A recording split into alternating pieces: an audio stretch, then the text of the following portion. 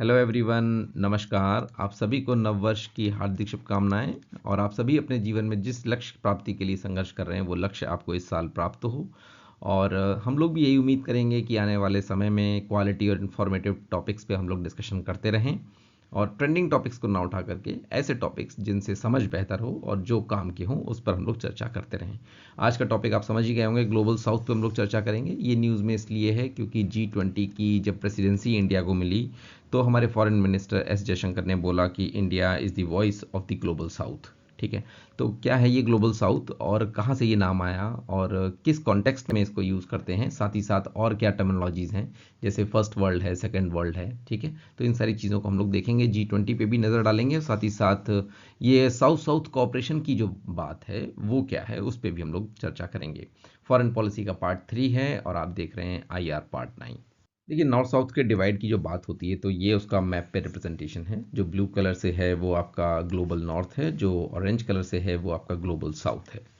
तो global north में north American continent, Russia और आपका ये यूरोप, ये सब आता है। ऑस्ट्रेलिया भी उसी में आता है। और जो ग्लोबल साउथ है उसमें south American continent, Africa, south east Asian Nations, ठीक है, ये सारी चीज़ें आती हैं। इसको हम लोग और डिटेल में आगे देखते हैं।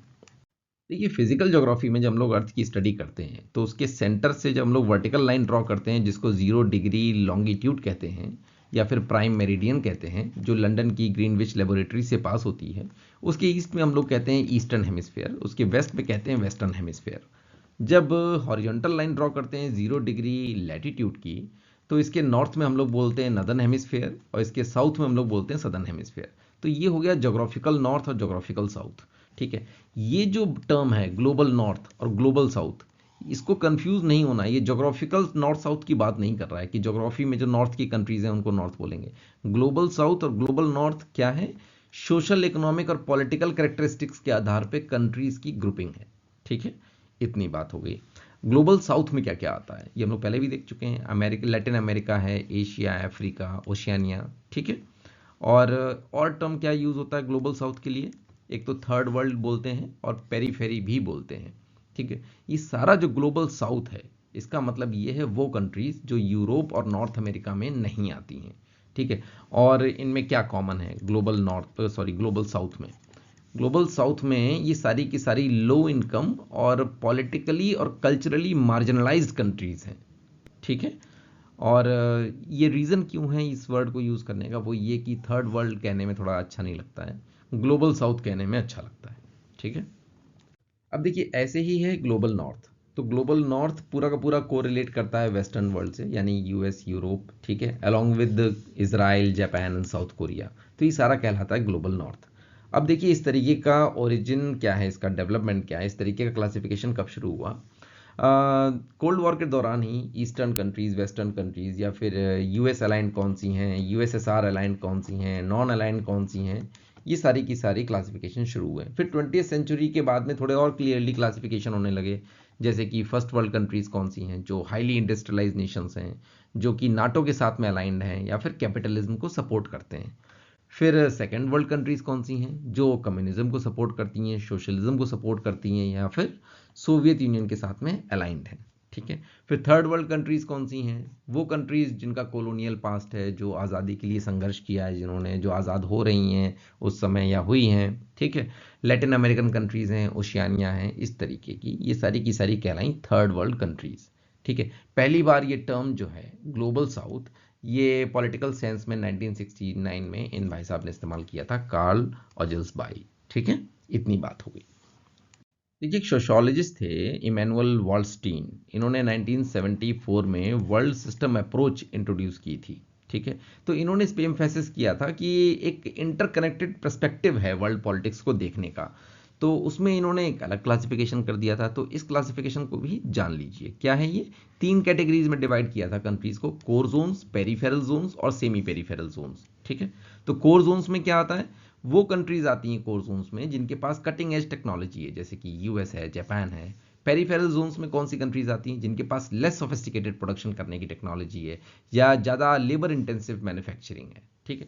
सेमी पेरिफेरल जोन्स में कौन सी कंट्रीज, वो मिडिल इनकम कंट्रीज जो जैसे इंडिया है, ब्राज़ील है, जहां पर अभी इंडस्ट्रियल रिवॉल्यूशन नहीं हुआ है, या जो अभी भी अपने मैन्युफैक्चरिंग सेक्टर को लेके संघर्ष कर रही हैं, स्ट्रगल कर रही हैं। ठीक है, तो ये भी एक क्लासिफिकेशन है जो जान लिया आपने। ठीक है, अब देखिए न्यूज़ में क्यों है, तो इसके बैकड्रॉप में एक स्टोरी आपको और सुनाता हूँ कि हमारे जो फॉरेन मिनिस्टर हैं एस जयशंकर, इन्होंने पब्लिक फोरम पे एक बार कहा कि वेस्ट की जो एक्सपेक्टेशन है कि इंडिया रशिया यूक्रेन वॉर पे कोई स्टैंड ले, रशिया चूंकि एग्रेसर है तो इंडिया रशिया का विरोध करे और प्रो यूएस या प्रो वेस्ट स्टैंड ले, तो इस एक्सपेक्टेशन को एस जयशंकर ने क्रिटिसाइज किया। एस जयशंकर ने जैसे ही क्रिटिसाइज किया तो चाइना का जो स्टेट ओन्ड न्यूज़पेपर है ग्लोबल टाइम्स, सरकारी न्यूज़पेपर है वहाँ का, तो उसने इस बात की बड़ी तारीफ की और फिर ये कहा उसमें हेडलाइन में कि this is where the idea of south south cooperation comes in, यानी कि साउथ साउथ कॉपरेशन का जो आइडिया है वो यही है। ठीक है, तो हम लोग ये भी समझेंगे क्या है ये साउथ साउथ कॉपरेशन। ठीक है, फिर G20 की जो प्रेसिडेंसी इंडिया को मिली, ठीक है, तो एक्सटर्नल अफेयर्स मिनिस्टर ने फिर से ये बात कही कि इंडिया का रोल है वो as a voice of global south. ठीक है, यानी कि अभी तक जो अंडर रिप्रेजेंटेड रहा है ग्लोबल फोरम्स में, तो ये जो वॉइस ऑफ ग्लोबल साउथ है इंडिया, इसके लिए क्या चैलेंजेस हैं, क्या इंडिया की पॉलिसी होनी चाहिए, इन सारी चीज़ों पे हम लोग अभी चर्चा करेंगे। ठीक है, और प्राइम मिनिस्टर ने भी जो थीम बताई है वो ये है कि one earth one family one future, और एजेंडा ये रहा G20 का। तो ये आप इसलिए जान लीजिए, कई बार पीसीएस वगैरह में वन लाइनर में पूछ लेते हैं। ठीक है, तो ये एजेंडा हो गया, ये आपकी थीम हो गई। और जो पीएम के वर्ड्स हैं वो ये हैं कि G20 presidency we shall present India's experience learning model as possible templates for others. तो आप ये बताइए इंडिया के पास ऐसे कौन से मॉडल्स हैं, कौन से पॉसिबल टेम्पलेट्स हैं जो India as a role model developing countries के लिए पेश कर सकती है। ठीक है, तो ये भी हम लोग आगे डिस्कस करेंगे। तो ये तो हो गई पीएम के वर्ड्स। उसके बाद क्या है, ग्लोबल साउथ के साथ में क्या है, एक्चुअली देखो उनकी एक शेयर्ड कॉमन हिस्ट्री है कोलोनाइजेशन की, और ये पूरा का पूरा रीजन जो है वो यूएनएससी में भी रिप्रेजेंटेड नहीं है। ठीक है, चाइना को अगर छोड़ दिया जाए, अब चाइना तो वैसे भी अब ग्लोबल साउथ में नहीं आता है। ठीक है, ग्लोबल साउथ पे अपने डिस्कशन को हम लोग कंटिन्यू करेंगे। G20 जब आया है चर्चा में तो जरा इसके बारे में और जान लेते हैं। तो 1990 में एक बार फाइनेंशियल क्राइसिस आई थी ईस्ट एशिया और साउथ ईस्ट एशिया में, तो उसके बाद 1999 में जो G20 का फॉर्मेशन हुआ। जो महत्वपूर्ण बात है इसके बारे में जानने की वो ये कि G20 की कंट्रीज टुगेदर क्या कंप्राइज करती हैं, 60% तो वर्ल्ड की पॉपुलेशन, 80% ग्लोबल जीडीपी और 75% ग्लोबल ट्रेड। तो ये सारी की सारी जो है G20 की मेंबर कंट्रीज जो हैं टुगेदर इतना कंप्राइज करती हैं। तो ये फिगर इंपॉर्टेंट है, इसको आप याद रखिएगा। देखिए सोवियत के कोलैप्स के बाद यूएस की हेजेमनी और बढ़ गई, प्लस इसमें यूरोप भी जोड़ लीजिए आप, तो इनकी हेजेमनी को काउंटर करने के लिए कुछ रीजनल ऑर्गेनाइजेशंस भी बने। जैसे ईस्ट में चाइना का राइज हो रहा था तो जैसे कि शंघाई कोऑपरेशन ऑर्गेनाइजेशन, उसके बाद फिर साउथ साउथ कोऑपरेशन की बात होने लगी। क्यों, ताकि together they can bargain, like UNSC में सीट मिल जाए या फिर एनएसजी में मिल जाए, तो इस तरीके के जो हैं रिप्रेजेंटेशन की बात हो। तो साउथ साउथ कॉपरेशन के जो इनिशिएटिव्स हैं उनके कुछ एग्जांपल्स हैं, जैसे कि इप्सा फोरम है, ब्रिक्स है, या फिर international day for south south cooperation सितंबर 12 को मनाया जाता है, क्योंकि इसी दिन जो है 1978 को एक plan of action United nation general assembly ने अडॉप्ट किया था, जिसमें डेवलपिंग कंट्रीज को टेक्निकल कॉपरेशन और मतलब असिस्टेंस देने की बात हुई थी। ठीक है, तो इस साउथ साउथ कॉपरेशन इनिशिएटिव्स की बात हो गई।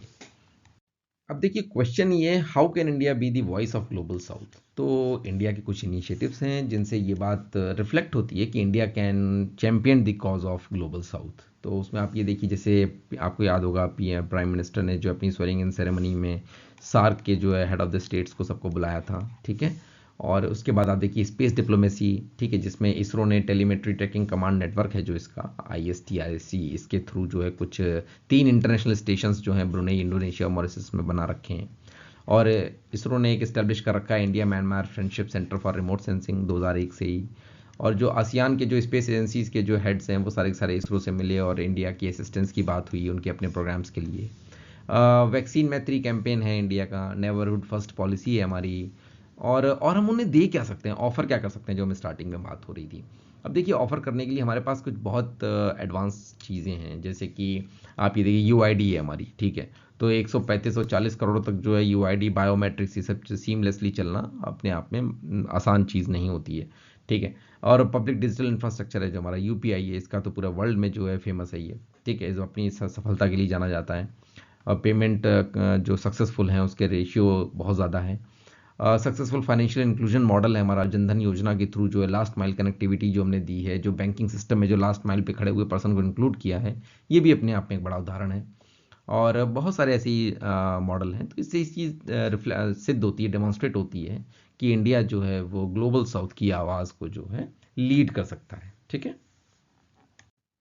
देखिए सी राजा मोहन जो हैं ये फॉरेन पॉलिसी एनालिस्ट हैं, रेगुलर इंडियन एक्सप्रेस में आर्टिकल्स लिखते रहते हैं। इनके बारे में पहले भी मैंने आपको बताया है, तो अगर आप पढ़ेंगे इनको रेगुलरली, अगर आप देखते रहेंगे, तो करंट के जो भी इश्यूज़ हैं, क्या डेवलपमेंट है, क्या सोच होनी चाहिए, क्या पर्सपेक्टिव होना चाहिए, क्या पॉलिसी एक्शंस होने चाहिए, वो सारे ये डिस्कस करते रहते हैं। ठीक है, तो इसमें क्या है, ये चेंजिंग वर्ल्ड ऑर्डर बता रहे हैं, ये पॉइंटर्स उन्हीं के आर्टिकल से लिए हैं। तो इसमें ये पहले में तो ये बता रहे हैं कि ईस्ट वेस्ट का जो डिबेट है और जो ग्लोबल नॉर्थ ग्लोबल साउथ का डिबेट है, वो कंटेम्प्रेरी वर्ल्ड में उसकी अब उतनी वो नज़र नहीं आती है रियलिटी। ठीक है, एग्जाम्पल के तौर पे जैसे चाइना जो है, ठीक है, तो वो वैसे तो पार्ट ईस्ट का है और ग्लोबल साउथ का है, पर इकोनॉमिक और मिलिट्री सुपर पावर बन चुका है, ग्लोबल हायरार्की में सबसे ऊपर आता है और वेस्ट के साथ उसके टाइज भी अच्छे हैं। ठीक है, और जो ग्लोबल साउथ को लेकर के जो एक रेडिकल थॉट्स थे थर्ड वर्ल्ड को लेकर के, वो 1970 के बाद से एग्जॉस्ट होने शुरू हो गए हैं।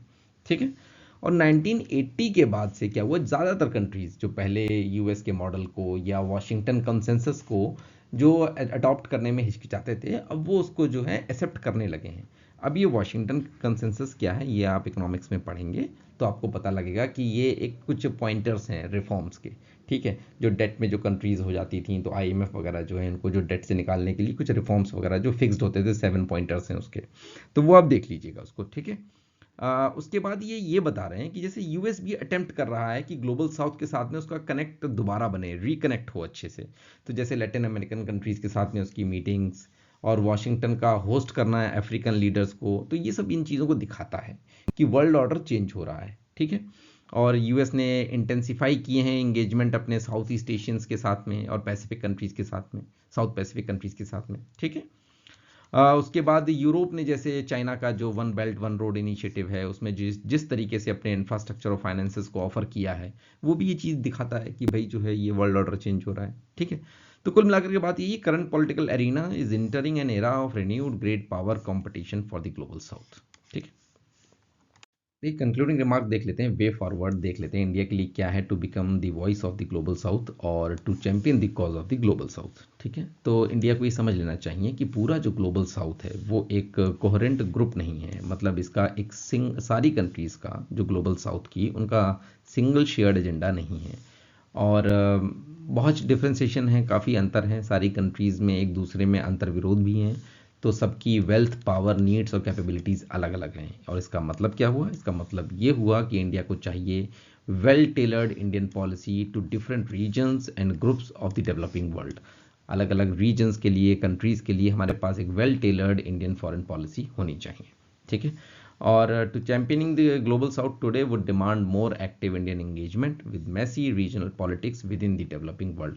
और जो रीजनल पॉलिटिक्स में भी जो मतलब चलता रहता है, उन सब में हमें एक्टिवली इंगेज तो करना पड़ेगा। हालांकि लुक ईस्ट पॉलिसी वगैरह हमारी है, सार्क वगैरह है, इन सबको थोड़ा और स्ट्रेंथन करना है और इंगेज करना है। तो यही मोटा मोटी अच्छी अच्छी बातें हो गई। ठीक है, ये 2020 का यूपीएससी का प्रीलिम्स का क्वेश्चन है, जिसमें चार चार कंट्रीज़ के ऑप्शंस दिए हुए थे और ये पूछा गया था कि किस ऑप्शन में सारी कंट्रीज़ जो हैं वो G20 की मेंबर हैं। ठीक है, ये रही G20 की मेंबर कंट्रीज। सेशन आपको अच्छा लगा हो तो सब्सक्राइब कर दीजिएगा। सोल्यूशन आपने देख ही लिया है। थैंक यू सो मच, अपना ख्याल रखिए, मिलते हैं फिर नेक्स्ट वीडियो में, तब तक बहुत बहुत धन्यवाद।